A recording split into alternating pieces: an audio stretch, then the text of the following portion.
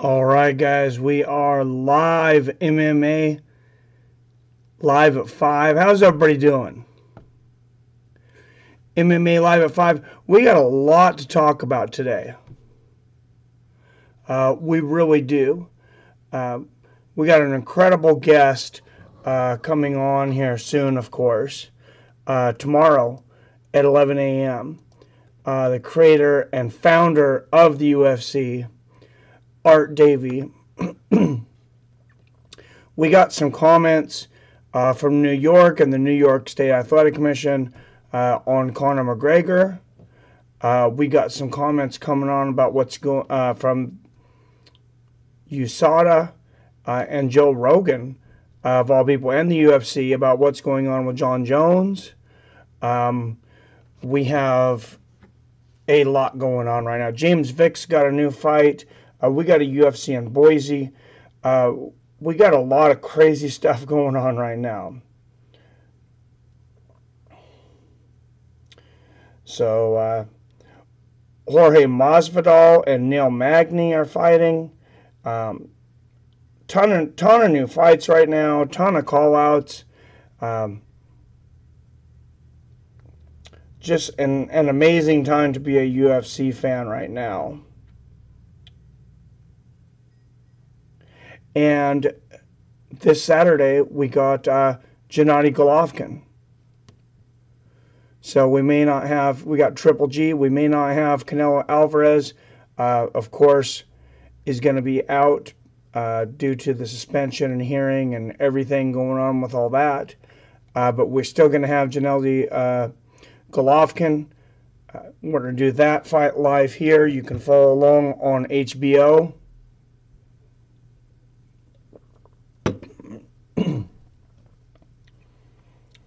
We got so many things coming up.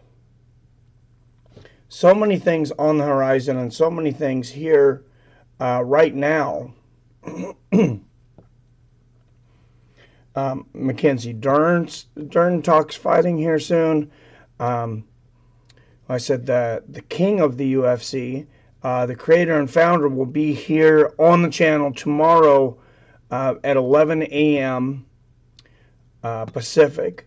So I know that's early for some of you, but you know, when you're talking to the creator and founder and he's on some of the greatest MMA shows every day all week, when he agrees to come on yours, you let him set the time.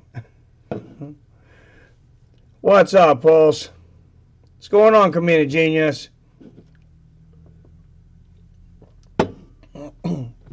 How's it going, man? Yes, it is me.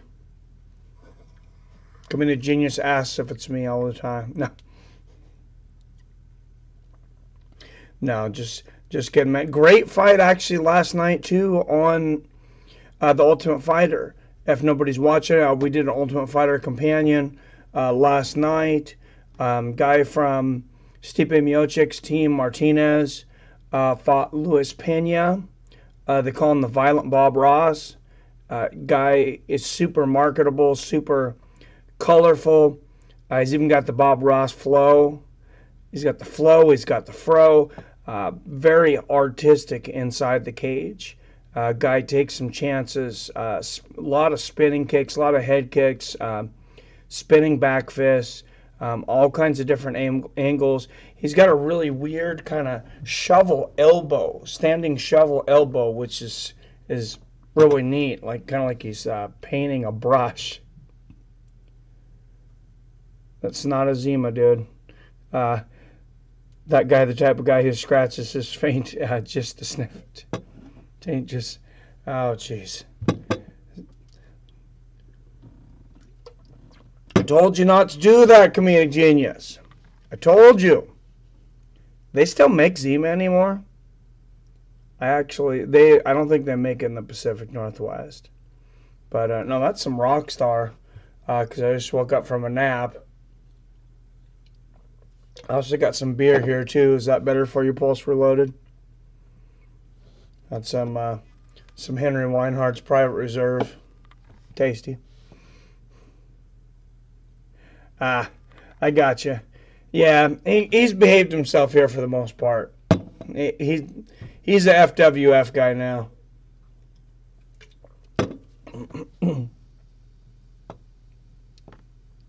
Gotcha. Just stating a fact.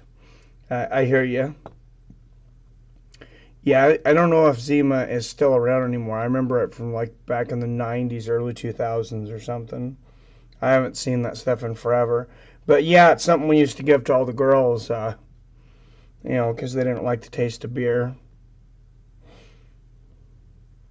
And it made them, seemed like it made them more likely to sleep with you. So uh, I can't say that now. I can't say that, can I? I'm going to be part of the hashtag Me Too.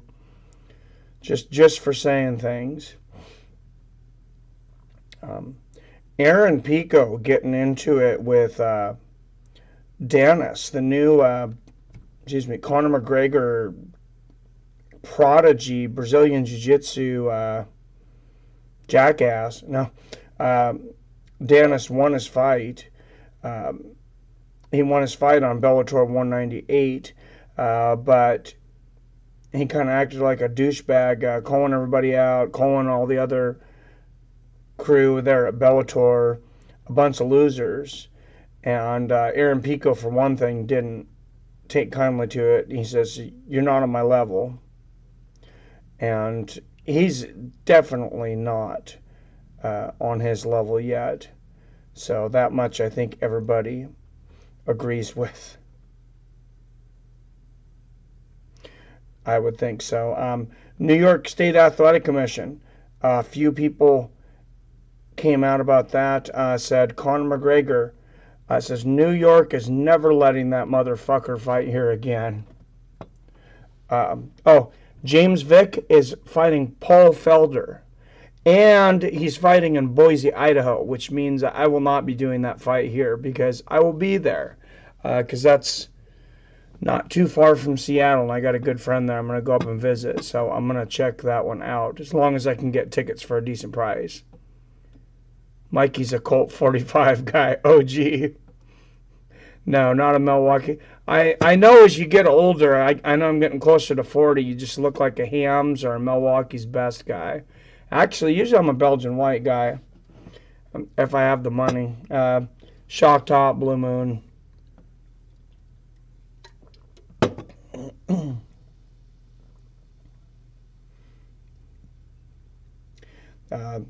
That kind of thing. But yeah, Conor McGregor is likely never to fight in New York City again. That's according to Joe Rogan, actually, on a show, said New York State Athletic Commission will revoke McGregor's license to compete in the state as a result of his bus attack at last month's UFC 223 Media Day. I'm glad somebody is punishing the guy. But the Irishman stormed the event, of course, in a bid to track down rival Khabib Nurmagomedov. We know all that. McGregor was arrested for his involvement. He still could be given a felony charge, which would likely result in him being banned from entering the United States. Imagine the champion of the UFC. Well, he's not even a champion anymore. I guess they took both his belts. But the biggest draw in the UFC, not even able to enter the United States. So what? He only fights in Ireland and other places? And you know what? The UFC would do that too. They would just have like 3 events every year in Ireland, and they would be gigantic.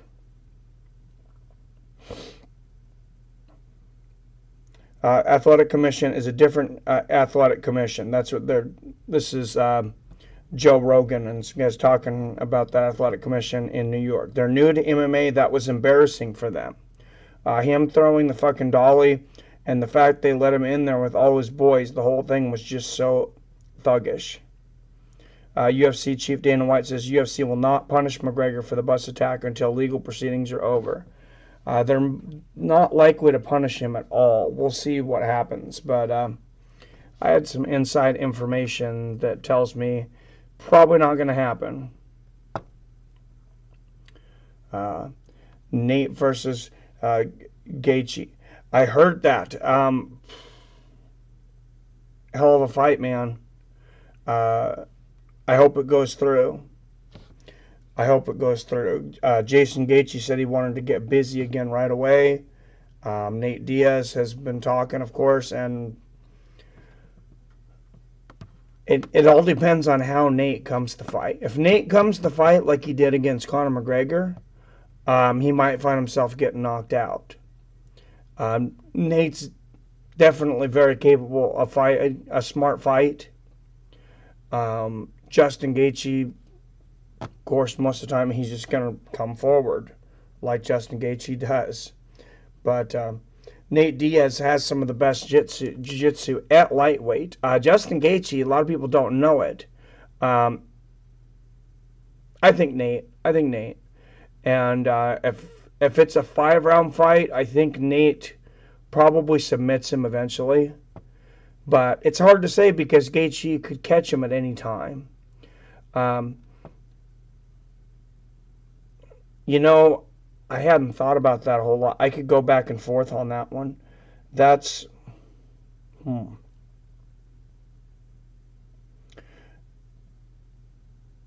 I could go back and forth with that one because if he starts with those leg kicks, if Nate Diaz starts with those leg kicks, which he's got some of the best in the division, some of the best in the UFC, Justin Gaethje gets in there and his are even stronger.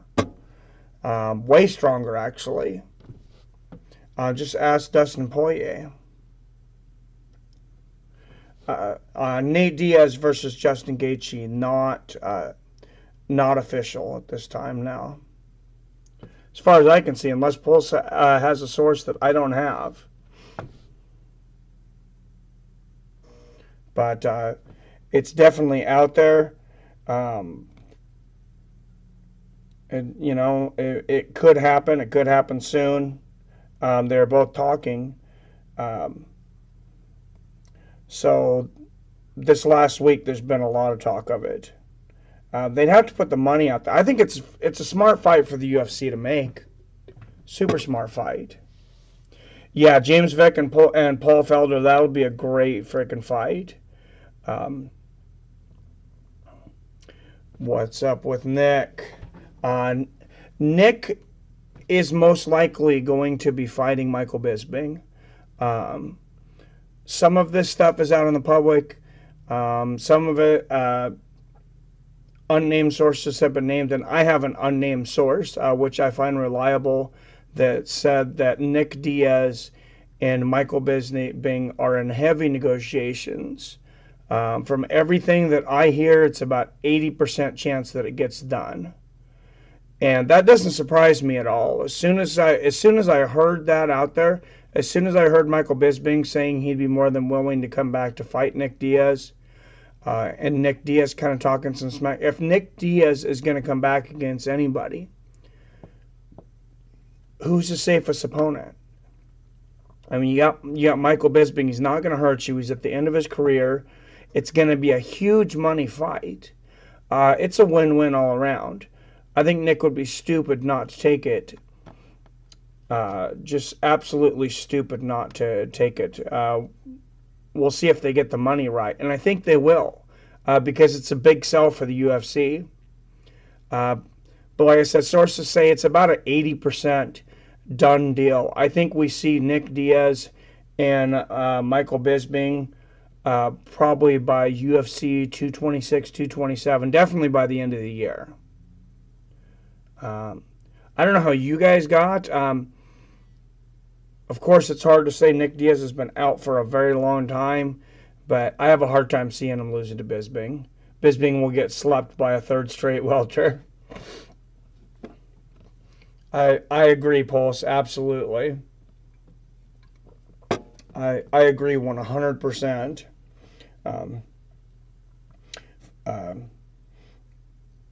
But yeah, Conor McGregor basically, I know I'm flipping subjects here, but I'm surprised Conor McGregor basically, they're saying he will not fight in New York. These guys are not messing around. I got Nick Diaz via Onslaught. Absolutely. Brock Lesnar versus Shane Card 1-2 It's 200%. False just made that up. Shane Carwin has absolutely no interest in coming back. I actually talked to Shane about a month ago, and he's really not even interested in talking MMA at all. He wanted to talk to me about engineering, but he didn't have an interest in being on the show, not to talk about MMA. He said if I wanted to have a show to talk about engineering for an hour, we could all sit down. But he said that if I brung up MMA, he's gone. Brock Lesnar just re-signed with the WWE. Did you guys see that? Huge contract with the WWE, bringing him up. Of course, Dana White had promised us that Brock Lesnar was back. He took pictures with him. I was on Instagram, says, the Beast is back. Brock Lesnar, now all of a sudden he signs his contract with the UFC, or excuse me, the WWE.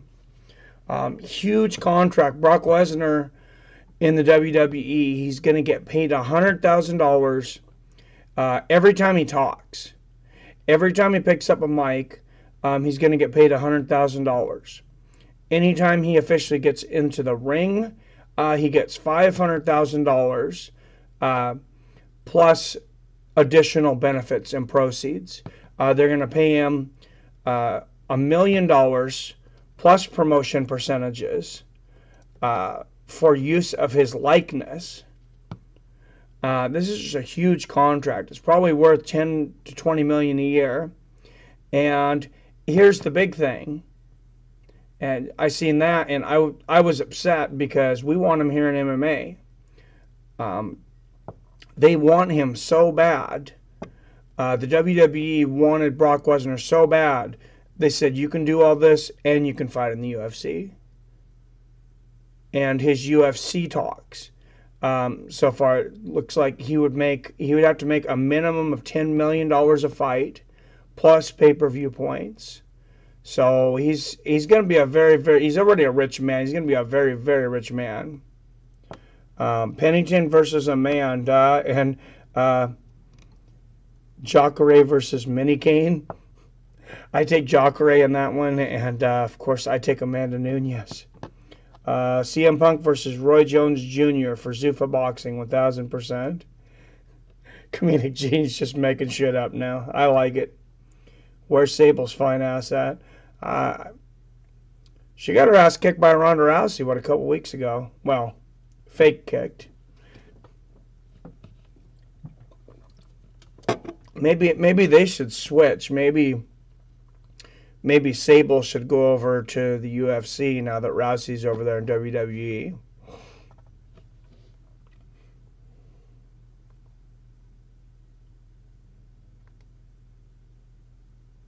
So I just got a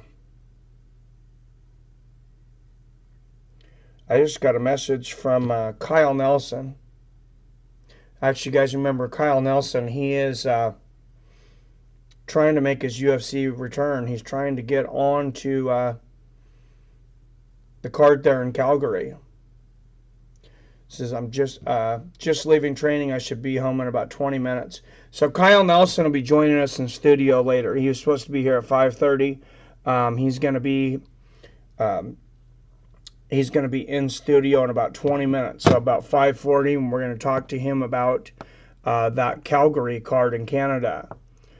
He just finished his training. We've been making a push. I've been making a push. We've been making a push on this channel to get him on. He's definitely got the talent. And that's going to be a big card. That card's heating up quickly. But talking about that Boise card, we got James Vick versus Paul Felder. We also have Junior Dos Santos returning against the former World Series of Fighting champion. Let me get his name here again real quick. I forget his name. But Black China.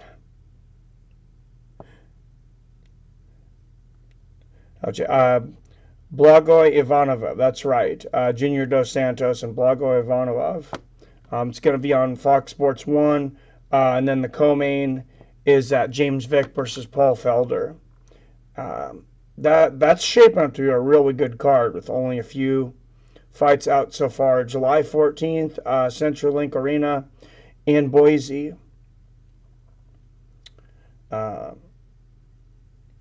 Dos Santos actually got his suspension overturned too. All those guys got their suspension overturned. Like 4 different people got their suspension overturned. I did a video on that.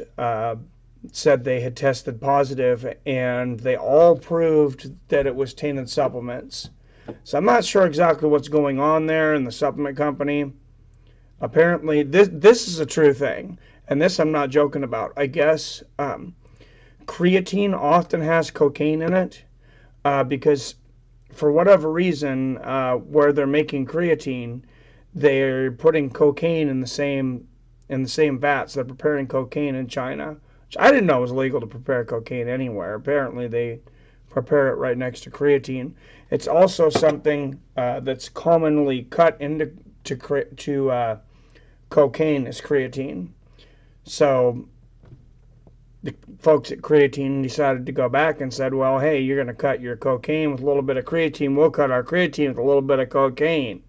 Ha ha, screw you, a UFC. So, no, that's pretty much the big thing. All these tainted supplements, the biggest thing, and some of them aren't coming out. They're just saying tainted supplements, is these places in China. Some of them, a bunch of them just got busted actually, found out by USADA in Brazil for having a ton of cocaine in their creatine. Cocaine, creatine sounds like a John Jones excuse. Absolutely. Guess John Jones is clean after all. You know, if he would have known that information, if John Jones would have known that information when he tested positive for cocaine before, out of competition, he could have just been like, yeah, I was tainted creatine. But he's like, no, I'm a partying motherfucker. I do cocaine all the time, and I still beat all your asses. Oh, and by the way, a week before a fight, I party and I get so fucked up, I black out, and then I still kick your ass. Oh, okay. Cyber now that my Boo China partied awesome. Oh, jeez.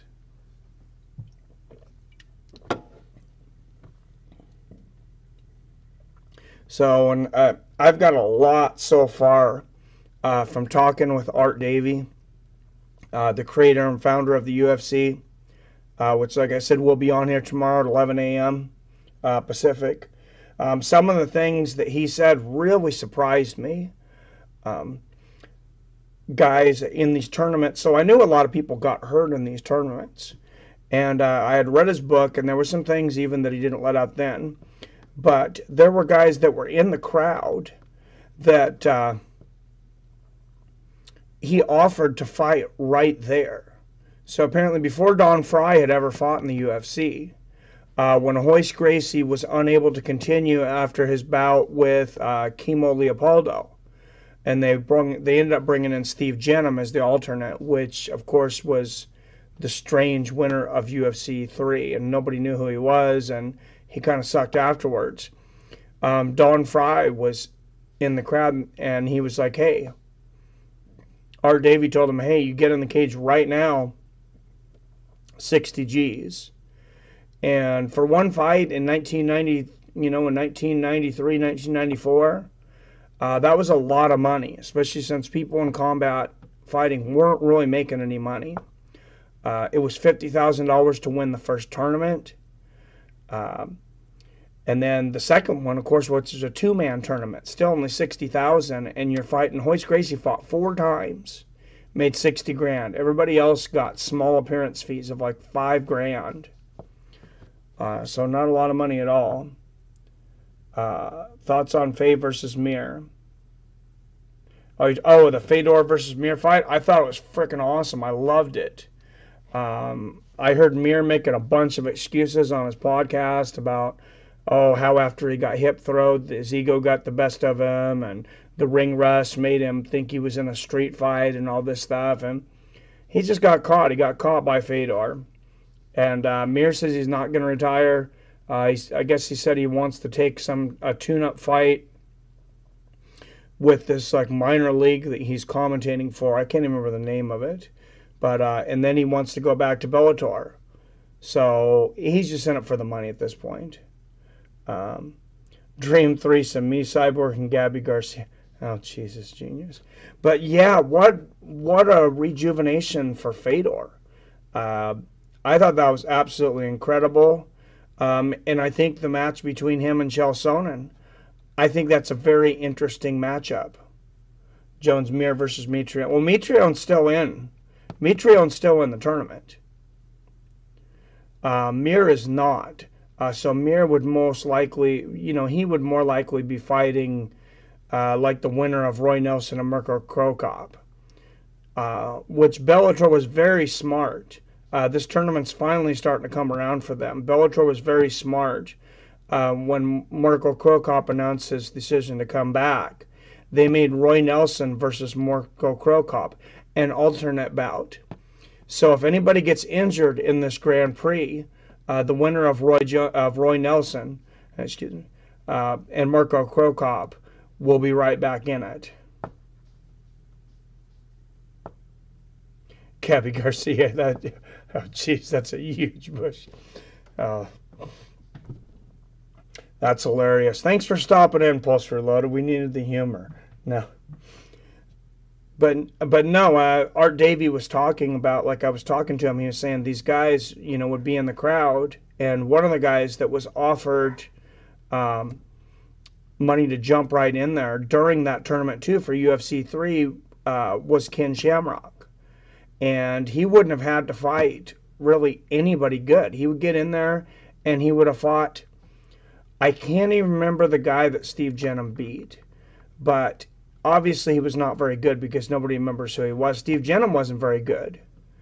I believe it was Steve Jenham won UFC 3. It was his only victory as far as I can remember in the UFC. And then the next time I remember seeing him in the UFC was against Tank Abbott. And I believe he was the only guy that ever submitted to having his head smashed against the cage. That's how Tank Abbott beat him, was strong 300-pound Tank Abbott just pushed Steve Jenham's head into the cage, and you could see the cage bowing on his head and just sat on him until his head bowed the cage out so much that he was in so much pain that he just tapped. I'm surprised Tank Abbott isn't fighting in Bellator, a.k.a. the Senior League. Tank Abbott, speaking of a.k.a. Tank Abbott is MIA. I wanted to have Tank Abbott on the show. I cannot find him. Diaz wrecked Shamrock. Yes, he did. But, yeah, he was one of my favorite fighters. And I got a Tank Abbott story from just a minute from talking to Art Davis after I let my dog out, since there's nobody here to do that. I don't have bits like Ariel Helwani. God damn, motherfucker, you gotta do this every time I'm streaming, don't you? Like, hey, you're streaming, why are you fucking go out?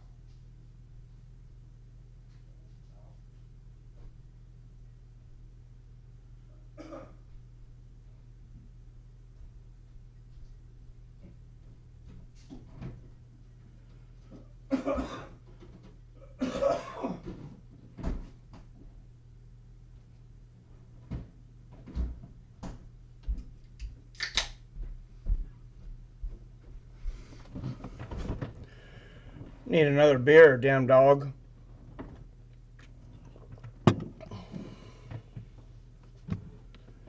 Can you DDT someone in the UFC? I don't see why it would be illegal. So I don't know that it's an effective move, but it's not illegal. Did you text jeez. Skid Row. No, Tank Abbott, he was doing a podcast in like 2016. I contacted him not too far back. I heard from somebody that he was in Iceland. Don Fry said he thought that he was in New Zealand, which was interesting. Art was talking to Don Fry the other day because he's got all these people congratulating him for being inducted into the UFC Hall of Fame, of course, on July 5th. That'll be the official induction, and I'm just really happy to have him on the show, and really humbled that he would come on this show of less than 2,000 subscribers out of Lake Stevens, Washington. But anyways, no, he talked about Tank's suspension. So I was watching the UFC, and this is way back in the day. This is like UFC 8. And Tank Abbott was suspended. And the commentators, they would talk about it, and he was always fighting outside of the cage. I mean, always fighting outside of the cage. I'd heard these stories. He would fight 2 or 3 times in a night, and then he would go to the bar, and he would beat the shit out of 2 or 3 guys afterwards. And he would talk about it very openly. And he would fight with all the other UFC fighters after an event. They would have these get-togethers over at Art Davies' place or over somewhere else, and pretty much always Tank would start to drinking and he'd start fighting. Well, you have someone on a guillotine, can you slam their head against the mat? I haven't seen anyone attempt that. It's not anywhere in the there's nowhere in the rules against it. So yeah, I'm pretty sure you can. That might pop him out of the guillotine, though. I'm not sure. But anyways, it had always bothered me. I always wondered why Tank Abbott had been suspended. And so I guess John McCarthy, who I also always thought of as just Big John McCarthy, the referee. You get to the founding of the UFC. He's actually the guy who wrote most of the by rules, most of the rules that ended up making the UFC legal. Him and his wife were deeply involved in the UFC. There would probably not be a UFC without John McCarthy. That was really cool to find out. But apparently at this party, Tank Abbott got hammered, and this is probably going to get him not on my show, but I'm going to tell the story anyways. Tank Abbott got hammered at this party, and John McCarthy's wife said something to him, and he said, I'll fucking kill you, bitch, and then had to be restrained. I don't know what it was that she said to him. He didn't lay his hands on a lady or anything, but he'd obviously lost his temper. But that guy was a crazy son of a bitch. Art Davie talked about, I'm going to have him on here for maybe an hour or 2 tomorrow. I know he's got so many stories, I can't possibly go through them. But he talked about going into a bar in Puerto Rico. And this is how crazy this son of a bitch was. He goes into a bar with Art Davie and like 2 of his guys, 2 of his friends, and when you're in another country, you don't really go into a bar and start talking shit. He goes in there and says, I want to kick some ass. I need to kick some motherfuckers' asses. Y'all are a bunch of faggots. Who wants to fight me? And Art Davie is standing there like, holy shit, you're going to get me killed. Apparently, he didn't end up getting in a fight for once, Tank Abbott. And within 10-15 minutes, Art Davie said they were all buying him drinks. So they were all scared of Tank Abbott. I don't know, I guess he was just so much bigger. I got to get back to this. This is Kyle Nelson. He says, are we good for the interview, or do we want to do it another night? And get back to him.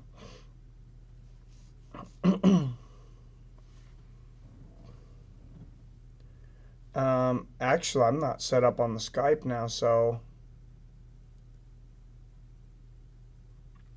we should bring him on.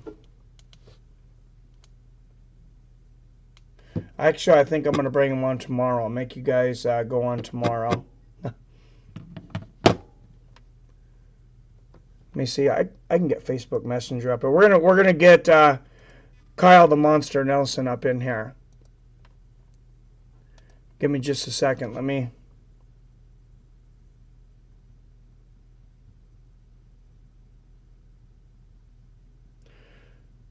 Text, I'm going to call you in a minute if that works.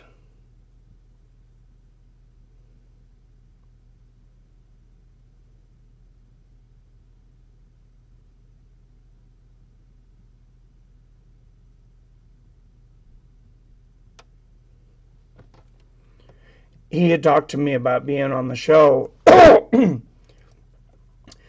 He's making a big push to be on the Calvary card, and I had forgot that he was going to be on the show actually. So I'm I'm glad he reminded me here. Let me get on to Facebook. He might be on here watching us. What's up, Kyle? You out there, man?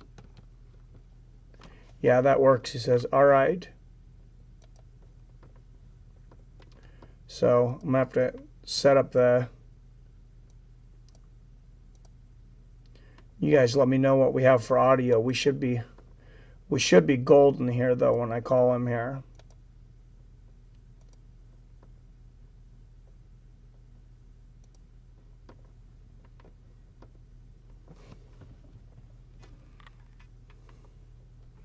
I have had issues with the volume with this a couple times in the past. If I do, you guys let me know, and I'll put the mic. What's up, Kyle? How's it going? Hey, Hey, it's you're going on. not too bad. Hey, good. Just wondering, we've been making the push. We've been talking about getting you on that Calgary card. How'd training go today? Our training's going great. Yeah, I'm in great shape, and I mean the Calgary card's still a little ways away, but I'm definitely starting to prepare for it now, just in case they give me a call or somebody gets hurt. Well, I hope they do. I'll throw your name out there tomorrow. I actually have Art Davie. Of course, he is the creator and founder of the UFC. Actually Yeah, have him yeah, on the show tomorrow. He's going to be inducted into the Hall of Fame on July 5th. So I'll say, hey, I got this. I got this featherweight over in Canada. He's a pretty good match. You want to put a little bug in Dana's ear. yeah. That'd be awesome. So yeah, what I meant to ask you when I was looking at that. You got a pretty decent sponsor gig going on though. I'm you would lose those sponsors, of course, going into the UFC with the future Reebok deal. I'm guessing that would still make it worth it. Yeah. I mean the pay difference between some of the organizations that I fight for now and the UFC would definitely make up for it. And some of the sponsors I've had for so long, and I think we could, I could still work with them just outside the UFC. Like the UFC isn't really, it's just UFC events. So their press conferences, their weigh-ins and stuff like that. I can't wear anything else. But it doesn't really say, like I see a lot of other UFC fighters promoting other brands outside of the UFC. Like they have, I guess I don't know if you'd call it a sponsorship or like a more maybe more of an endorsement or something like that. But still working with companies, just not through the UFC media. Yeah, I have seen that some, and I've seen some of the UFC sponsors outside of Reebok too, of course, start to endorse some of these guys. They've finally gotten smart, and they got Modelo, I think it is, as a sponsor now. They've finally gotten smart and started to endorse the fact that Stipe Miocic is a firefighter, and Hmm. which took them long enough to do that, but I'm glad they did because that guy's a superhero in my book. Yeah. But to be able Yeah, I to, mean, I can't imagine trying to juggle training full time, being the UFC champion and being a firefighter. I mean, I mean, just being the UFC champion is a full time job without the training. I can imagine with all the media and stuff that you have to do and different things. And I know some guys like Conor McGregor wasn't happy in that set in the first Diaz fight with. I think it was the first Diaz fight with all the media and stuff that he was having to do being a champion stuff. So then when they did the rematch, he kind of opted out of a lot of the media stuff so he could just get the training done. uh, But then you throw in trying to be a firefighter on top of all that stuff too. It's pretty crazy. oh yeah, it's absolutely insane. But yeah, I gotta ton of respect for him, as a lot of these guys. Conor McGregor, we were just talking about that, though. I don't know what your opinion is on that, or if you want to comment on that, but it sounds like the New York State Athletic Commission, they probably don't want him back. He may not even be allowed back in the United States for some time. But their commission Yeah. came out and said, we do not want this guy in our state at all. Hmm.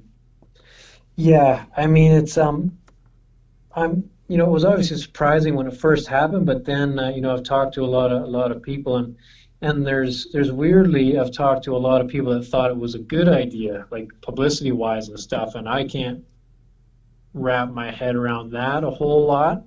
Um, I don't know, maybe it's gonna help build some fire towards his next fight or something, but I think he definitely crossed a bit of a line there.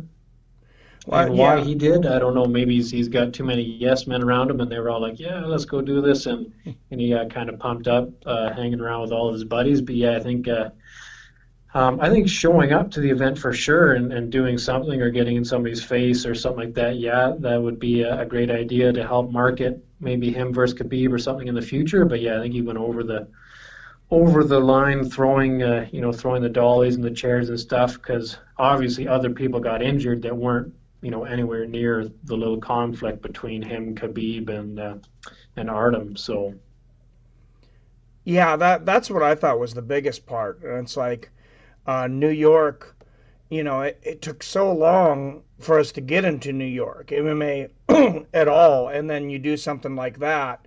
It's like, well, you just proved our point. And there's a lot of people. I'm seeing people down there in the chat, of course, and this is just absolute speculation. That but that his actions, recently resemble somebody who has taken cocaine. And that's not an accusation I'm throwing out there, but people in the past, the deal with Bellator, some of the other things that he's did. I mean, I don't know what's going on with him. I hope he's well. But yeah, he definitely crossed the line. I think it's a lot smarter. Maybe just throw that trash can. Throw the trash can. You don't break anything. You don't risk, mm, because I mean we all know how the media works and how perception works. Say one of the dollies goes through, and hits Rose Namajunas and ends her career. I mean he yeah, doesn't have a lot of friends at that point. no, it definitely could have gone a lot worse than it did. But I mean, yeah, like for Chiesa and Ray Borg, I think with Ray Borg with the glass in his eyes, I don't know if he's like what the final verdict on that was as far as if he'll recover 100% or anything. Chiesa luckily was just a little cut, but yeah, I mean, if it went through the window any farther or anything, it could have done a lot of damage. Yeah, it's oh definitely. And when you're talking about a fighter's eyes, I mean that's about as serious as it gets. But from Hmm. what I heard, they were booking a fight with Ray Borg. He is definitely, he looks like he's the first one to sue Connor, from what I can see though, and I don't blame him. And I'm sure Connor's going to end up paying a fair chunk of change for this. And you talk about how some people said that it could have been a good thing. I mean I would never say it's a good thing. It's embarrassing as an MMA analyst and fan of the sport, and having to explain this to people that are maybe not fans or just kind of casual fans. It's kind of catastrophic in my mind. But the one thing, as I will say, is everybody wants to see Conor McGregor fight Khabib now. So Yeah. maybe that's where they're coming from. I know I want to see it. Yeah, yeah, yeah. I definitely want to see it. I mean, I'm excited to see, Connor against almost any of those top guys, whether it's Khabib at 55 or a rematch with Diaz, or you hear these odd, weird little things about him and GSP in the future. I mean, I think all those matchups, pretty much any matchup you throw Connor in, is probably going to be exciting. Yeah, yeah, absolutely. And everybody coming out of his camp is saying, yeah, it looks like Khabib's the top guy. Khabib has came out and said that yeah, they're in negotiations, but yeah, when it comes with Connor, you never know what's going on. I'm actually a little more interested right now in the other Diaz brother, Nick Diaz. Um, Hmm. I have, for some sources that I can't name, and some of them that I think that have came out, of course, is unnamed on different sites, say that that fight, Nick Diaz and Michael Bisping, that's about 80% done. And Oh. I think that's a smart fight for both guys and for the UFC Hmm. because it's a lot of money. It doesn't seem like a whole lot of risk for Nick Diaz if he's going to come back against somebody, and that's in my mind that's the way to be able to tell if he still has it, if he can go out there Yeah, and yeah, beat for Nick sure. and beat Michael Bisping. But I think that's a great fight, even though Bisping's at the end of his career. I mean, he's never in a boring fight. No, no, I mean he brings it every time. So Yeah, yeah. They've been two of my favorites for a long time, and I'm generally not a big fan of the trash talking guys, but for whatever reason, the Diaz brothers are kind of you know I've always found them very entertaining. Somebody in my chat, yeah. on my live chat, just asked James Vick versus who. That's another one that was just announced. I know we're bouncing around Is here, it but Paul Felder? Paul Felder, yeah, at the Boise card. That's just a few hours from here too. I think I'm gonna end up going to that event, and then Junior Dos Santos is fighting former World Series of Fighting champion. I keep forgetting how to pronounce his name, but Blagoy Ivanovic, July 14th on Okay. FS1. Nice. Yeah, yeah, that's a good card over there. Hopefully I can get some good seats over there because, like I said, that's just a few hours from me. But man, JDS, he was. I'm sure you've seen. He was one of four fighters here recently that had um, their suspensions overturned, and USADA actually came back and said, yes, you had tainted supplements. Barnett, of course, Josh Barnett was probably one of the biggest names on there because they actually did a full returnal and basically an apology saying, we're sorry we, ruined this much of your career. And Wow. that that's a huge thing. That had people making a lot of questions about USADA. But I don't know. Do you have somebody that tests your supplements? Are you careful about what supplements you get or how you get them? Yeah, yeah, definitely. So like one of my sponsors, the Sport Lab, they do all my nutrition and stuff, but they also give me like they support me with all of my proteins and my multivitamins and stuff like that, and they make sure that everything that they sell through their store is third party tested, which again is so the company tests it themselves and then they send it out for somebody else to test it, and that way you're not getting any biased. It's all 100% legit. Yeah, see, and that's what I don't understand with some of these guys. That's why I said I'm not trying to accuse anybody of anything, but you're at the top level. You're in the UFC. This is your profession. And there's a list Mhm. of things that are banned, and things that are acceptable by USADA. And you give that list when you get into fighting. You know how it works. You give them that list, what you're taking, why you would not cross-examine those lists and have that thing tested, a million times, just blows my mind. Yeah, yeah. That when that's your job. But I'm sure there's guys out there that find a gray area supplement where they think it's a little bit tainted, but it's not officially on the tainted supplement list, and they're like, oh, maybe I can take that, get a bit of an advantage, and if I do get caught, well, then I can blame it on the supplement and try and get away with it. Yeah, that's what seems more likely to me.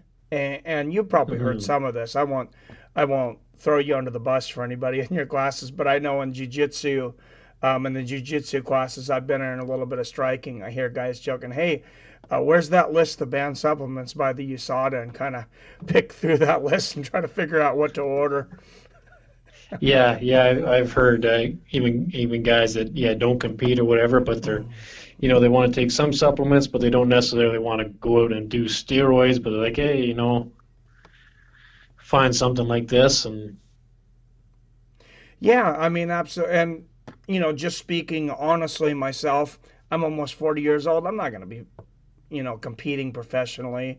I mean, maybe in a few jiu-jitsu tournaments and stuff. Like I know Joe Rogan takes TRT from whatever he's been taking it for like 10 years. He sees no adverse effects. If I had the money, yeah, honestly, and I thought there was no adverse effects and it could help my performance, sure, I'm going to take it. Like I said, 40 yeah, years old, you don't I don't feel like I feel like I'm 25 for about the first 20 minutes when we're warming up, yeah. and then about 3 minutes into practice, it's like okay, I'm 40. Hmm. Yeah. It's definitely TRT and stuff. I mean, I don't.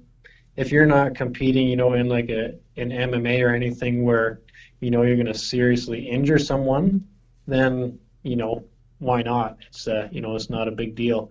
But yeah, when you're fighting MMA and you're punching people and you're doing stuff, to really try and hurt someone and then you've got a bit of an edge through the TRT, then it's not right. But I mean, even in jiu-jitsu tournaments, it's you're not really gonna end someone's professional career.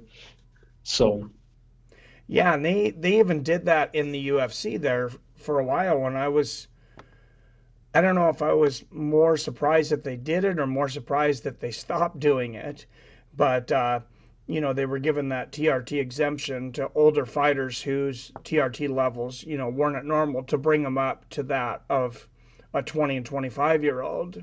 But some people's yeah, arguments, and I definitely understand this, is hey, these guys are older, they've learned all these moves and things, and now you're gonna, physically you're gonna make them like they're 25 again, and they have all that knowledge. Now that's too much. That's not fair. The fact that their testosterone, everything's going down, that's kind of the equalizer. yeah, that's the price they pay for the knowledge that they get over the course of time. But yeah, it's definitely an interesting topic. You know, whether you're evening the odds by bringing their testosterone levels up to what everyone else is. Um, almost like just where they when they match older guys against older guys. Like I think they got who's fighting soon? Is it Belfort and Machida or something like that are fighting soon? Yeah, Or Belford and Machida. Belford really has not, since they took away that TRT exemption, though, he has not looked good at all. no, he aged he aged a lot after that. Yeah, and just they show like the before and after pictures, and it's just like deflate gate. Yeah, yeah, and I mean like he still loves the sport and obviously he's still learning and stuff and wants to compete.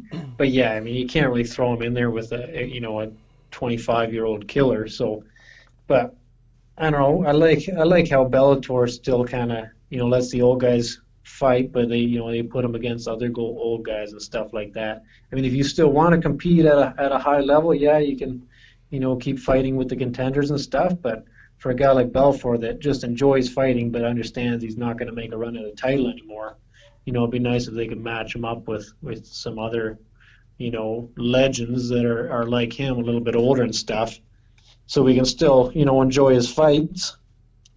Yeah, and I like those fights. I like that they're getting to the point that you got these guys where it's okay. It's like we know that this guy is not going to fight for a title, but everybody still enjoys watching him fight. Yeah. So why not? I thought Vanderlei Silva was a perfect example, of course, until he got popped. But Yeah. I mean, he was definitely in my mind one of the funnest guys ever to watch. Just the Hmm. display of violence every time he came out. That's my personal opinion. And of course, Anderson Silva as they get older. I mean, I'd still pay to watch him fight. But even if whether he's going to have a shot at a title or not. But Yeah, and then you wonder if it's something that he'd even be interested in, if he still wants to just keep fighting, but he's not concerned about the title. But I don't know, I guess maybe that's kind of where Bellator comes in, and when guys are, a little bit older, they're not, trying to become a UFC champion anymore, but they want to keep fighting. Whereas the UFC is kind of either you're climbing up the ranks to be a champion, or you lose a couple fights and they kick you out. So you don't have a whole lot of kind of journeymen. You got to kind of win a fight every now and then. So I Yeah, like how yeah. Bellator is picking up some of these guys and let them still fight. And then I mean Bellator obviously has top level competition too, but then I find sometimes they're a little more entertainment driven with some of their matchmaking, obviously. Yeah, I think Scott Coker is a really good promoter, actually. I think he does really well with what he has. I think he always has. Did you watch the Fedor versus Mir fight this last Saturday? Yeah, What yeah. what did you think of that? I thought it was awesome. I had actually I picked Frank Mir to win in first round knockout, and then they came out, they clashed, and like right off the bat, Frank Mir had dropped Mir, and I was like, oh holy smokes, it was happening. Then Fedor gets up, throws Frank with that judo or sambo throw, which was awesome, and then they tussle a couple more times, and then Fedor catches Frank, and yeah, I mean I was on the edge of my seat for the whole however long it was, a minute or whatever. But yeah, I definitely think that was an exciting fight. I didn't get a chance to see the rest of the card, but yeah, I'm glad they got to put that on.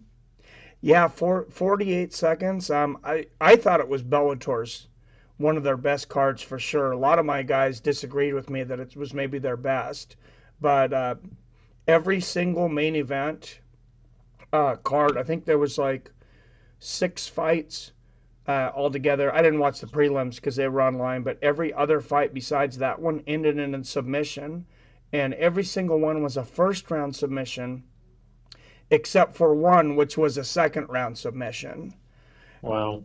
Yeah, and I think that's really good for them. It's amazing how this sport keeps growing, and now you all of a sudden you see the evolution in the leg locks and the leg kickings. It's like we're 25 years into this, and then all of a sudden it's like, where did this come from? All of a sudden now everybody's doing something different. Yeah, yeah, it's interesting. Yeah, kind of the new techniques that you think after 25 years of and how many fights have we had in the 25 years just in the UFC alone? You think you'd have seen it all, but yeah, now all of a sudden they're coming out with these low calf kicks that are starting to really work, and guys are really starting to perfect some of the leg locks and stuff. So yeah, I mean the sport's still growing, and I'm excited. The Bellator, UFC, I find is a little more the sport orientated. Although now with the new owners, they're getting a little more. They're having some interesting matchups, like some entertainment value to it too. But I like how we have Bellator, who's also MMA obviously, but it's taking kind of a different route with more of an entertainment based style. Yeah, I And I think like they're. Oh, go ahead. I like how they put together the whole show kind of like they have the walkouts with the the kind of the lights and the big screens and stuff and all that kind of like old Japan, old Pride and stuff. I like some of that kind of entertainment value in between fights. Because then, even that way, if you have maybe a boring fight, at least you've got it stacked between, some exciting entrances and some smoke and some music and some stuff, as opposed to just, somebody kind of walking through the crowd down to the ring. I really enjoy that. I 100% agree. I've always a lot of times people say, "Oh, that you're not a real hardcore fan, or you're not one of the old school guys. If they should just walk down to the cage and fight." I'm like, no, I'm still a hardcore fan. I still want to be entertained. I Yeah, still want to have fun. At the same time, yeah, it's not hurting anybody to throw on the little extra smoke and lights and stuff. I mean, they're still walking down to the cage to fight, and that's what we're here for, is to see the fight. But yeah, I mean, I think there's some dead time there, obviously between fights where not a whole lot goes on. You hear a bit of talking and this and that, but I think it was Tito Ortiz versus Stephan Bonner maybe, where Tito Ortiz came out and they had like a choir of kids singing some song or something, and it was pretty close to going over the top, but I loved it. It was super exciting. And then, that way, even if there was a boring fight, at least you got some excitement out of the entrance and stuff. And you remember Bob Sapp when he used to come out, and he'd walk out with that big kind of cape thing over and throw that up in the air, and he's a giant man, and then they got the screens going and everything. It's almost a show in itself, and I don't think it takes anything away from the fights. So why not do it? Yeah, I think so too. I think it's the ultimate entertainment, and I think it also is really going to draw the younger crowd in. I think it's a big thing. I mean, I was a huge Roy Jones Jr. fan, and of course, he had some of the longest ring walks. I watched him in Portland, and maybe people seen it on HBO too, but they had built him a floating stage above us, and he walks through the crowd rapping with the Rock City Rockettes. I mean, we're just eating it up. I mean, who's going to complain about that? I thought it was I thought it was the greatest ring walk I ever seen, and I'm probably a little biased because I was there, but it Yeah. definitely added to the event. Yeah. Well, when I fought in Romania for RXF, they had it was Romanian, but it was like a Romanian pop star, a female pop star, and she came out like I think it was after like every third fight or something. She would come out and perform and stuff, and they had like five different dancers that would get up beside the cage and dance in between fights, and yeah, so I think that adds. I mean, even if you're not an MMA fan, but maybe you're a fan of that particular pop star, well, you're going to tune in to watch her songs or whatever in between every three or four fights, and then maybe see a fight or two, and all of a sudden become an MMA fan. Yeah, I've always thought if I was gonna do it in between fights and stuff, and it's like, and I love Joe Rogan. I love listening to him. I listen to all his podcasts and everything, but I don't know that I need to listen to him building up this fight I've been hearing about for 3 months for another 25 minutes. Well, what if you Yeah. brought Metallica out there to play for 10 minutes? I don't think anybody complain. No, no, and yeah, I mean, it doesn't have to be between every fight, but if you just have something in there between every three fights or every four fights, or you know, Yeah, I was talking to one of my good friends. He's still amateur. He's in California, at Cage Wars, Hector Guadardo, but they still fight. And I don't know how much amateur fighting or if you ever fought 3 minute rounds, but I think it ends up being like a whole different sport. And I think that's possibly the way to go as these fighters get older. Why not go to 3 3 minute rounds, and then you have that whole minute rest, and you only have to go 3 more minutes. And the great part about it is if it's not a great fight, it's over in 9 minutes. yeah, it's definitely interesting. And when you have shorter rounds, they're generally a little more action packed because people aren't as worried or as concerned about conserving energy. I remember listening to an old GSP interview, and he kind of touched down on it a bit. Like when you have to prepare for a 5 minute round fight, you can't explode in the first round or in the second round or something. But if you do, you've still got another 15 minutes left of fighting. So it's hard to, sometimes it tends to draw the fights out and make them a little more boring when you've got 5 minute rounds, as opposed to yeah, if you do something like the amateurs are always exciting. Now some of it's because they're not super skillful and they're super rambunctious and they come out swinging like crazy anyways, but it's also, you've only got a 3 minute round, so if you want to, you can kind of go 100% for the 3 minutes and then take a little break.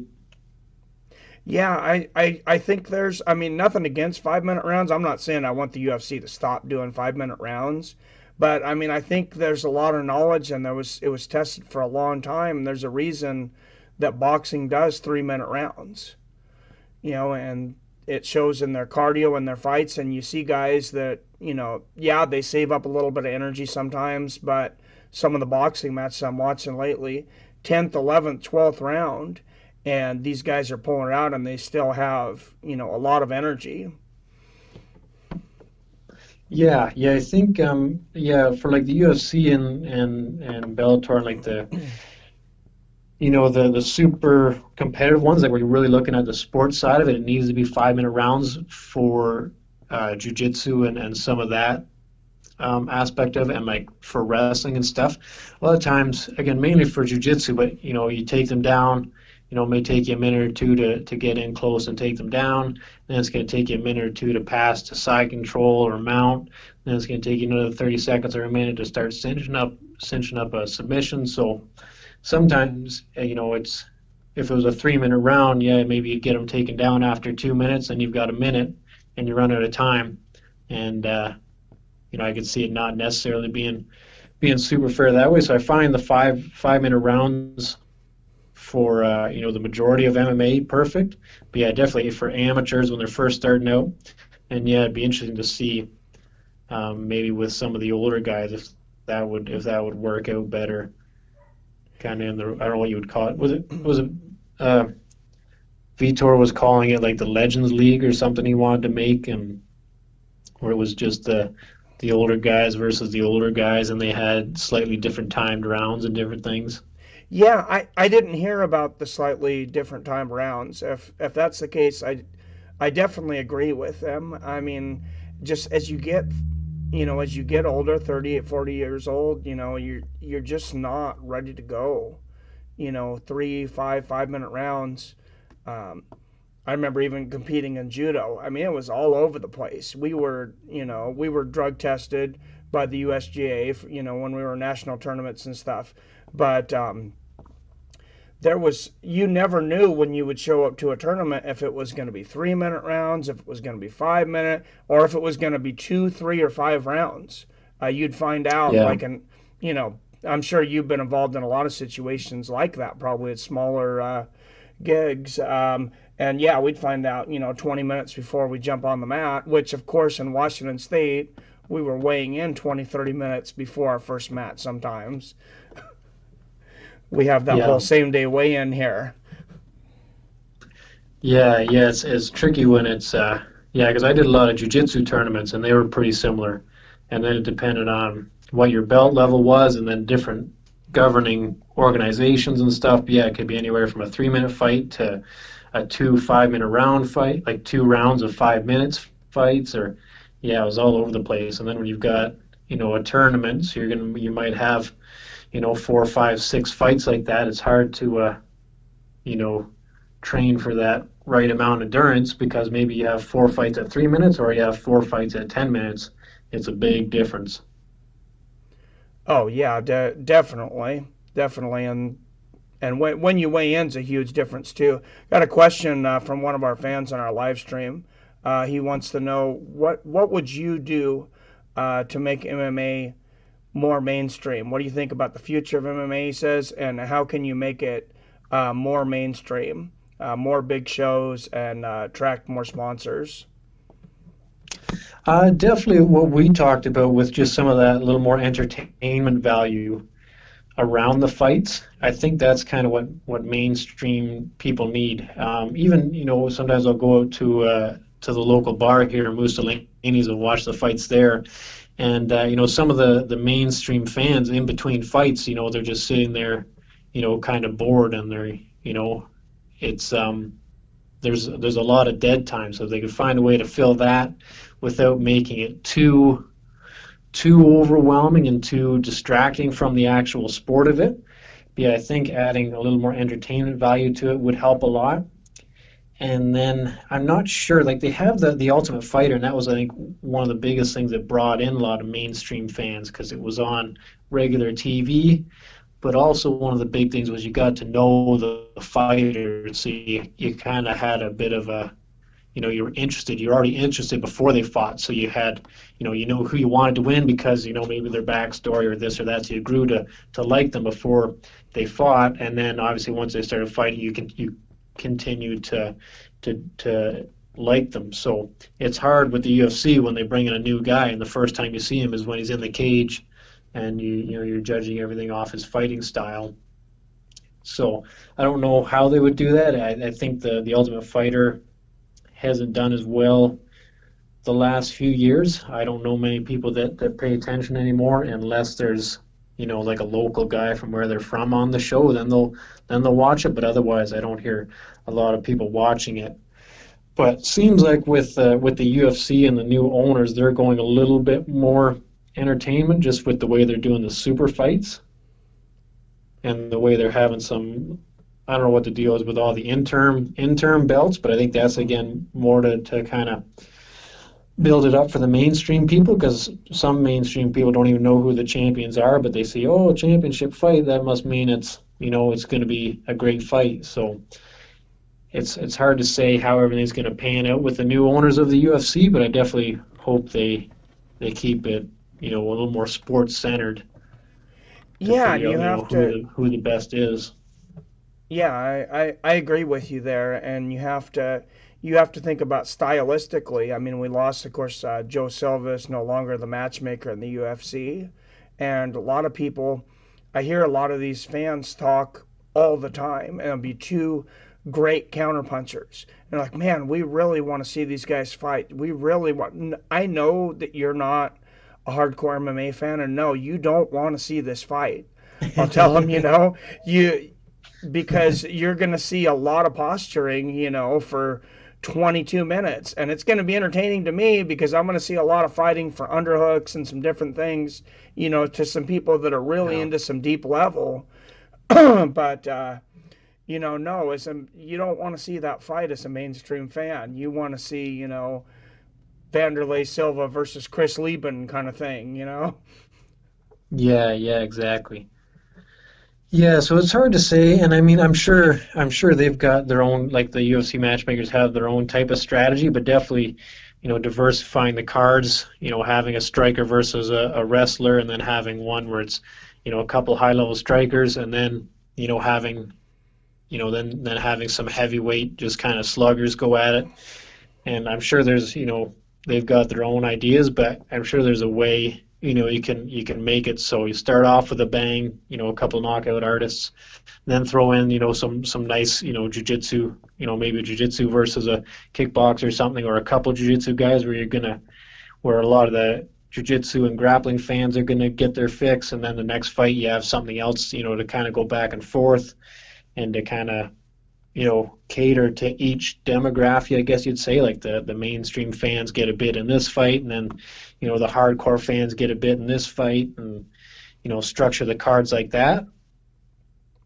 Yeah, I think unfortunately having a lot of the like jiu-jitsu versus jiu-jitsu players a lot of times, especially if there may not be a finish in the future. Unfortunately, I think those probably put them on the FS1 prelims or even the Fight Pass because when you have a Yeah. pay-per-view that you got a million pay-per-view buys. I mean, I know I've done it. I know you've done it a million times. That somebody that's not that into MMA, you're kind of trying to show them MMA, and now all of a sudden you got to justify why this fight's boring for 25 minutes because they don't understand it.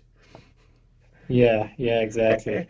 And Or especially if you've got somebody new that hasn't seen the sport and you've told them about some of the exciting fights in the past, and then you take them to their first UFC, show them the first UFC event, and then yeah, you get a couple of boring fights in a row, and they're like, "What are you talking about? What is this? This is nothing like you explained it." And then yeah, so that sometimes it's hard to get new fans in that way. So it's an interesting predicament, but I think a super easy way to bring in more mainstream is, yeah, just try and link up with maybe more mainstream artists and have them do a little performance, before or after or in between a couple fights or something like that.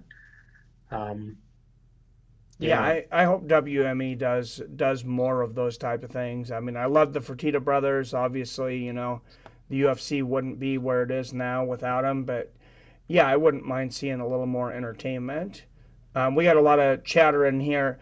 I'm curious, and a lot of us have talked about like the Bellator drug testing. We're not sure if the Bellator drug testing. Obviously, they don't have USADA, and there's a little bit of mystique around it.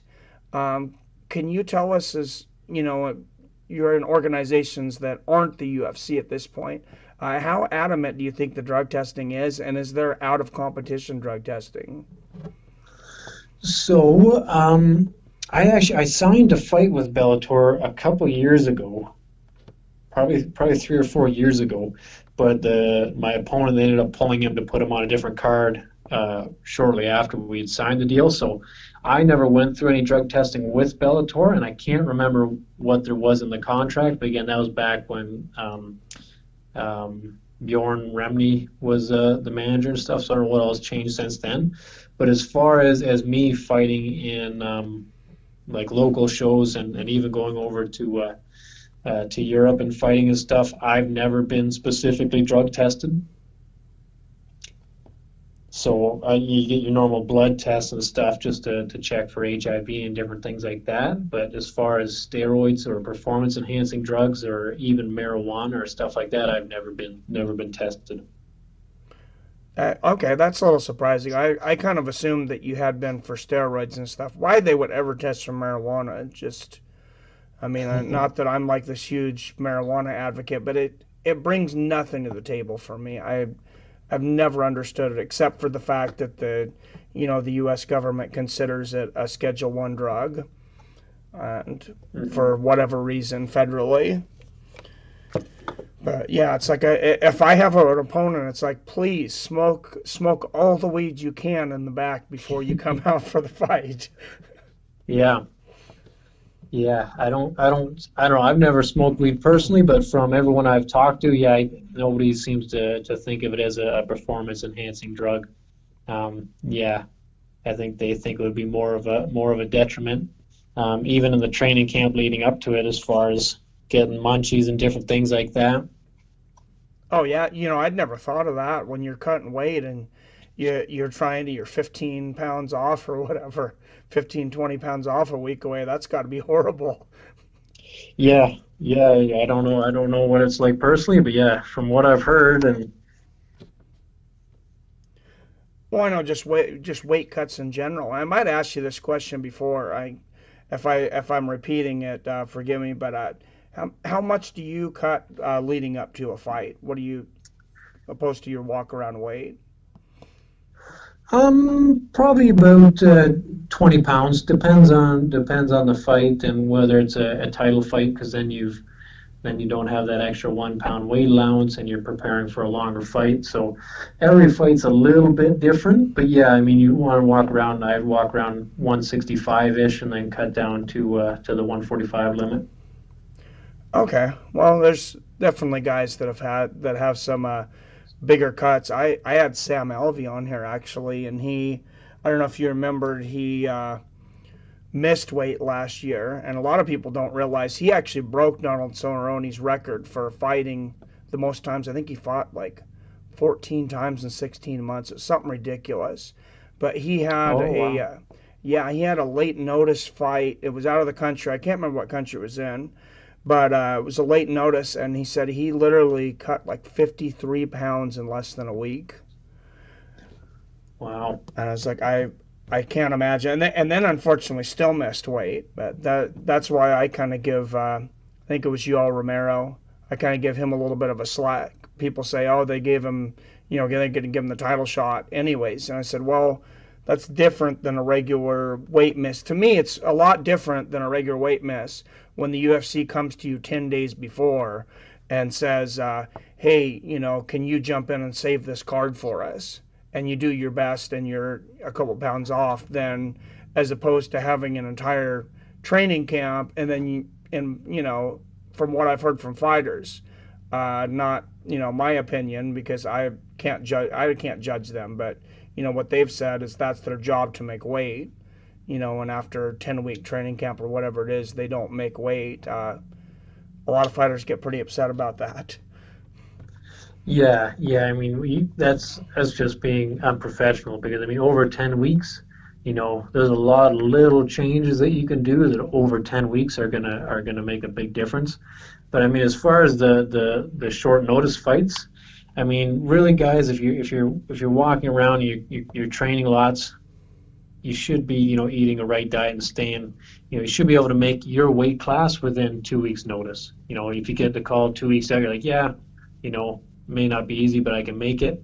Um, and I mean, where I'm hoping to get in the UFC, and my best shot might be a last minute replacement. I need to be able to get in there, on 2 weeks' notice. So, I try and keep my weight that around that anyways. But I mean, if you're blowing up, if you're getting 50 some odd pounds over your weight class, what is that? I mean, you're not going to build 50 pounds of muscle and then lose 50 pounds of muscle. So you've got, I don't know, maybe binge eating or something, or I mean, you're doing something off your diet or something that isn't super professional anyways to blow up that heavy when when your fight weight's that light. No, definitely. That's a really good point. But I'm going to bring up the point is, you seem like a very rational person, and not to say that some of the fighters are irrational, but impulsivity is a word used a lot for fighters, and I will admit I'm pretty impulsive myself. I would walk around even in judo at different weights. I might be fighting 172, but one tournament before I was cutting from 180, and the next one I was cutting from 190. But I was younger, and now it'd probably be even worse. But this sport seems to draw in a lot of people with a lot of impulsive personalities. You seem a little more, rational, down to earth. Not Yeah, not well, not I anything against the mean, wild guys, but yeah, and I mean, like dieting's not fun for anybody, anyways. But I mean, especially for our sport where it's very weight class specific. I mean, if you want to be good and fight at your optimal weight, you're going to have to be very strict with your diet. And when you're, if you can't gain too much weight, then you're going to have to be strict with, not only the amount you eat, but what you're eating, because you need to get the most out of your calories when you are eating. And I wasn't always this conscious of not only my weight, but kind of the healthy foods I eat. But yeah, then I got hooked up with my sponsor, the Sport Lab, and they've been super helpful in teaching me about some of the, like, all the nutritional stuff and how everything kind of works. And then from there, I've been able to implement it a bit on my own, and then with some of their nutritional, um, you know, plans going up to fights. But then again, some of the biggest or the hardest parts for fighters is after the fight, and you always hear about fighters that are always looking to go out and eat that big burger or something, or go out and have their big cheat meal or something after the fight, and then all of a sudden it goes from a cheat meal to a cheat week to a cheat month, and then they're 50 pounds above their weight class, and most of it's fat. So a lot of it's being professional after the fight too. yeah, a lot of it's the heavyweights, and I got to give this guy a lot of credit. I'm gonna call him out because he did in an interview. Derek Lewis. They were asking him, "What's your pre-fight meal?" And he goes, and I believe it was that Thursday night, and then they were fighting that Saturday. And he was honest. He goes, McDonald's. He goes, I'll go over there and have a couple double cheeseburgers. He Hmm. goes, generally I would have a couple quarter pounder meals, but I got to make weights. Yeah, yeah, heavyweight's a whole different game. But it would be interesting to see some of those guys if they did stick to a a real strict diet and stuff with their frames and stuff, to imagine what it'd be like if they were that size, but in really good shape, and eating super proper diet. Yeah, especially the biggest case everybody always brings up, and he's one of my favorite fighters. I think is Roy Nelson, and even Joe Rogan. A lot of people have said this guy could be the baddest lightweight on earth, but somehow he Yeah. comes in with this big gut and knocks people out. And he's kind of a freak of nature. Hopefully, not too many people try to follow that game plan, but somehow it works for him. Yeah, yeah. I mean, Roy Nelson. I mean, you could almost see him, yeah, like a 185 or 170 if he lost the extra weight. But then even I think a guy like Fedor, who knows? I mean, he's weighing in at one or at 240. And I'm pretty sure I've heard guys like DC and John Jones are walking at 230, so he's not that far off of those guys. So if Fedor trimmed up, I mean, now he's obviously a bit older, but who knows? Maybe he could have been in that 205 weight class, and who knows what he could have done in that division. Yeah, I find it very interesting. I'm going to go back to the Grand Prix because I wanted to go back to that. Of course, Fedor beat Frank Mir. He had a little bit of, he's a little bit smaller going into that. He's going to face Chael Sonnen next, who's, 185er. Probably walks around, I'm guessing, about 215 or so. A lot of people think Mhm. Fedor's going to walk right through him. Um, I I think that's a good matchup. Honestly, it's a Chael fight, so I don't know if it ends up being entertaining, but I think it's a good Yeah, fight. I No knock mean, on Chael, but sometimes he talks better than he fights. yeah, yeah, definitely. But what I think we're gonna see with the smaller guys like Chael and Bader, I think Bader's gonna beat King Mo, but Chael, Bader, and King Mo coming into this heavyweight class, I think they're used to fighting at their own weight class where they're, probably a little stricter with their diet and so I'm wondering to see, now that they're at heavyweight, if they did it the right way and they put on the muscle and they're kind of in that same nutritional zone as they were at the lighter weight classes, because then I think they're going to be showing up, in a lot better shape than some of these heavyweights that, yeah, kind of get away with eating bad food and stuff and different things like that. But it's still hard to imagine Chael Sonnen being able to wrestle and control Fedor for 3 rounds and not get clipped or even get caught in a submission in that time. Yeah, no, that's a really good point. I hadn't really thought of these guys coming in better shape, and unfortunately, I was hoping Rampage Jackson would come in a lot better shape, but I don't think his heart's really been in fighting for a while, unfortunately, as some of these guys. No, But I think yeah, I think some of this tournament with Rampage, I heard even Mitrione isn't training a whole lot. I mean, I don't know him personally or anything, and I don't know anybody that knows him personally, but just what I've heard through the grapevine, yeah, these guys are just kind of showing up to the tournament, and they haven't trained super hard, and but I mean Frank Mir, I remember when I saw, I think that one of the first stare downs between him and Fedor, Frank Mir was huge. Like he looked like he was way overweight and just unhealthy and stuff. But then when who knows how long ago that was when they first announced it. But then at the weigh-in and stuff, he looked like he'd trimmed down and gotten in fairly decent shape. So yeah, yeah, he did, and he got there very quickly, which is one of the reasons a lot of people on the show have had questions, and I've had a little bit of a question of what Bellator's drug testing and stuff is like there, because I mean that's what Silva got popped for, actually, was the diuretics that help you cut weight so quickly, and that is a performance enhancing yeah, drug. So I mean, I don't know what their situation is. I don't want to speak to it if I'm wrong, but he seemed to, like you said, he yeah, seemed I to be big, can't. and then he came in looking ripped pretty quick. Yeah, yeah, and I'm sure that Bellator has like before fight and after fight tests and stuff like that. But again, so many guys have, even when they used to do it in UFC, when you just had, one or two tests just before and just after the fight, they'd figure out ways to mask it or wean off steroids just in time and stuff like that.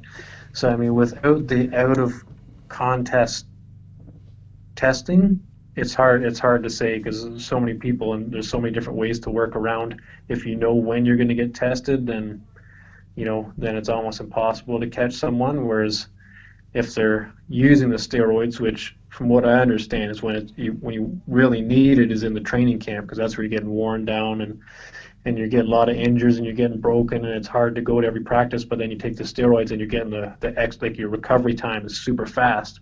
So you can do 2-3 training sessions a day and you can do every training session at 100%. Whereas without the steroids to help you recover, maybe you're doing 100% for the first class, and the second class is 50%. By the time you make it to the third, you're running at 20%, and you're getting banged up and beaten. But you could use the steroids through the training camp to get the benefits of the recovery and the steroids, and then wean off before the fight. And by the time you do the tests, the before fight and after fight test, it's out of your system. Yeah, definitely. I want to ask you what you think about John Jones' situation, though, testing. I mean, he tested negative the day before, and the day after his positive test, and I think it was turabinol. I'm not quite sure how you pronounce that, but and it was a Yeah, trace something like that. amount. I've heard even the advocate for former advocate for USADA. Of course, he works for the UFC now. Jeff and Joe Rogan has spoken, and he said he thinks that John Jones was clean. Yeah, see, the only thing I don't know is what type of masking agents. I mean, John Jones, he's got, he's got tons and tons of money. So if there's a way to hide a steroid or to cycle it properly or something like that, he's gonna, he should have access to everything he needs and have access to the doctors that are gonna know how to do it. So my problem is he's been caught before, and I think it's one of those things. I mean, if you started training with steroids, at the beginning of your career, and you're used to that, and your body's used to that and stuff, and yeah, you perform really well, but then all of a sudden you stop taking the steroids, and now you're not, you don't have as much natural testosterone, and you're just not, working as well, and you can't compete to the same level that you used to. It's hard for guys to stop that. So I'm wondering if maybe Jones, even back in college or something, did a little bit, and then he's found he has to, keep up with it. But as far as Turinabol, or however they pronounce it, I don't know if it's one of those steroids where you could mask it, and that's why he got away with it before the fight, or not, or if it was something to do with the cocaine that he does, and it's from China or something, or it's hard to say. But I figure if somebody's gonna have the resources to get away with something like that, it'd be John Jones. And then I heard some people talking a little bit about when he came back against OSP and he did so horribly in that fight. And some people said, well, he was off the steroids then, and that's why he sucked so bad in that fight. And then he got back on the steroids, and then he's been winning fights since then. And so I don't know. There's a lot of stuff floating around it, but I think if there's going to be somebody that's going to be able to get away with steroids, it'd be somebody like John Jones with the type of resources that he has. Yeah, I agree. That's why, I was so hesitant, and I'll admit I've been disappointed by John Jones so many times in the past. I used to be, I was a huge John Jones fan. So I still like to watch him fight, but obviously he's done some things that I couldn't condone that were really disappointing. So it's really hard to take him at face value on, just about anything at this point. I don't know what his mind state is, and, I hope the best for him. But yeah, when you've had that many issues, it just makes it much easier for the athletic commissions, I would think, to say we're not giving you the benefit of the doubt. No, yeah. Once you've made that many, and yeah, that many bad choices, I guess you'd say. I mean, I guess that's what it boils down to is bad choices. Whether it is steroids, or even if it was cocaine, that's still a bad choice for a professional athlete, especially in the UFC where you're getting tested as much as you are. Yeah, I'm not sure where he's coming from with that. I know some of his brothers are in the NFL, and maybe they party a little harder in the NFL. I don't know if the testing's a little looser over there, but maybe he hangs out with those guys and gets into some stuff that doesn't get past the USADA, or Yeah, I don't know. I'm not going to name any names, obviously, but yeah, I have a friend that I grew up with, his younger brother, that was in the NFL, and I would say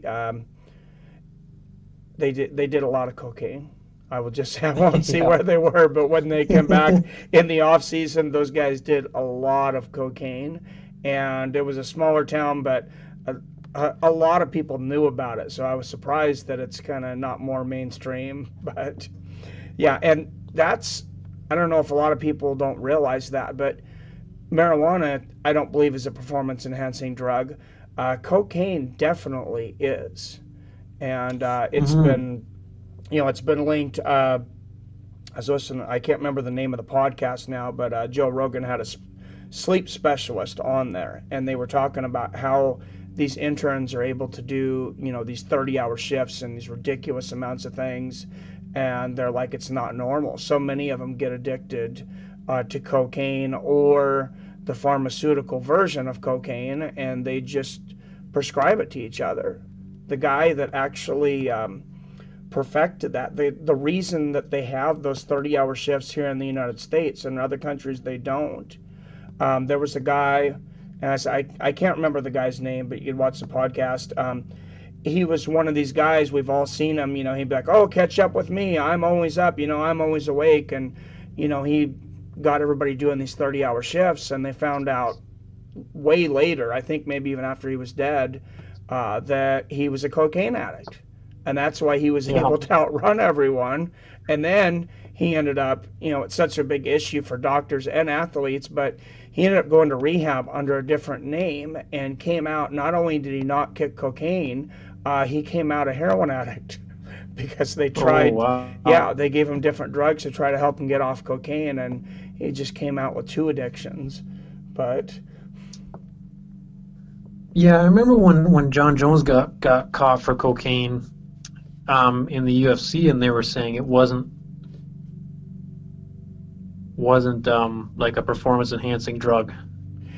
Yeah, that was a big one for me. That's why I can't believe that more people didn't jump on that. Just personally, from people I've known, I've never done cocaine. I'll just put that out there. But from everything I've heard, it's an immense performance enhancer. So I'm really surprised that it's not on some kind of banned list. If you haven't watched this, you might find this podcast interesting. I just found it was Matthew Walker on, it was episode 1109 from April 24th. He was on Joe Rogan Experience. He's professor of neuroscience and psychology at UC Berkeley. And he really went into like the science of sleeping and, why adults and especially athletes need to get 7 to 9 hours, and basically how after a while you can't do it without some kind of performance enhancer, which is a lot of us caffeine or energy drinks or whatever it is. Yeah. But that one was very surprising for me. That one I kind of freaked out about. I'm like, oh, 6 hours of sleep. I thought I was doing great. That sounds like, but apparently not. He says it's super unhealthy, but I don't know. How many hours of sleep do you get training as an athlete? I mean, I know you're busy doing a lot of other things. Do you keep track of it very well? Yeah, I mean, usually I try and get 8 hours every night. But when I'm in training camp and I'm doing 2-3 sessions a day, I'll get in like an hour nap sometimes, an hour or 2 hour naps in between training sessions, just because I'm so worn out, my body's so beat up that it just kind of needs a little break, and then I'll wake up after the nap and I'm ready to go again. So then I'm getting 10, maybe 11 hours of sleep in total. That's great. From everything I know, I think that will really prolong your career, and we're hoping to see you here soon. We're about done here. The show's about done, but we're hoping to see you here soon in the Bellator or UFC. Can you tell everybody where to follow you? I know you've said this before, though, but throw your Twitter handle out there or anything else you want people to know. Yeah, so I'm on Facebook at Kyle the Monster Nelson, on Instagram at Kyle_the_monster_Nelson, and on Twitter at the__monster. All right. You don't have a fight scheduled right now, I'm guessing, since you're looking to get on that UFC card, or do you? We did have a fight scheduled with ACB May 19th, but that's not going on anymore. Okay, that's the federation that Frank Mir commentates for, correct? Yep. Yeah, I think it's ACB's Absolute Championship Belarus out of Russia. Okay, that's right. I'm glad you mentioned that, because I was trying to remember the name for it, and I couldn't for the life of me remember it. Frank Mir had just said on his podcast that he wants to continue fighting and possibly one fight to warm up in the ACB and then maybe go back over to Bellator. But I'm glad you mentioned that because I just had drawn a complete blank on what it was. But hopefully we see you somewhere good. Hopefully we see you in the UFC here soon. So good luck Yeah, to you. yeah, I Thanks for think. coming on the show today. Yeah, thanks a lot for having me, and yeah, hopefully you'll see me on the big screen for UFC Calgary there, July 28th. All right, July 28th, everybody, Calgary, Alberta. Everybody hit up Dana White on his Twitter. Kyle the Monster Nelson, UFC Calgary, Alberta. Thanks again, brother. Have a great one. Yeah, thank you very much. Bye. All right, guys, families in. I'm going to go ahead and wrap this up. Everybody, thanks for coming in, even though I see all the trolling in the comments going on for the last 30 minutes. Thanks, some of you. No, just kidding. Don't forget tomorrow, not a normal time, but you can always watch it later on DVR. July is too far away. I'm going to forget. I'll remind you guys. So what was his thoughts? Yeah, I didn't ask him about that, Comedic Genius. Yes, Kyle the Monster Nelson, Stewie Griffin. He's the #1 rated featherweight in Canada. And if you watch any of his fights, I have a highlight video of him up just a few videos back on my channel. And he's immensely skilled. He's honestly has some of the best transitions that I've ever seen. And definitely an entertaining fighter that has complete striking, submissions, and can end a fight in both ways. Yeah, check him out. Yeah, he's a really cool guy, really down-to-earth guy, and I hope he gets on this card. They've talked to him about being on the UFC card the last couple times they were in Canada, and I think they had 12 or 13 fights, and maybe he was 14 or 15. But they had told him after the last time, I guess they had told his promoter that he had a pretty good shot of getting on this time. So I hope he gets a big push and gets on there. Don't you think? Jesus, Stewie. Why do you ask questions like that? Just trying to get to me. Anyways, I said 11 a.m. We're gonna have the founder. Co-founder and creator of the UFC, Art Davie, on tomorrow. It'll be at 11 a.m. live, but I'll have it up on DVR so you guys can watch it later. If you guys have any serious questions for the founder of the UFC before I go on tomorrow, I'll ask them if they're serious.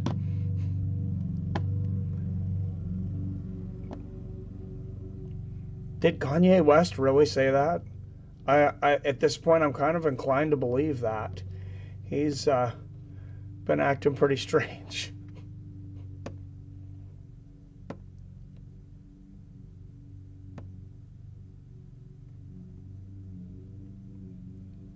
But I will not be asking Art Davie about Kanye West. I don't think he really cares a whole lot.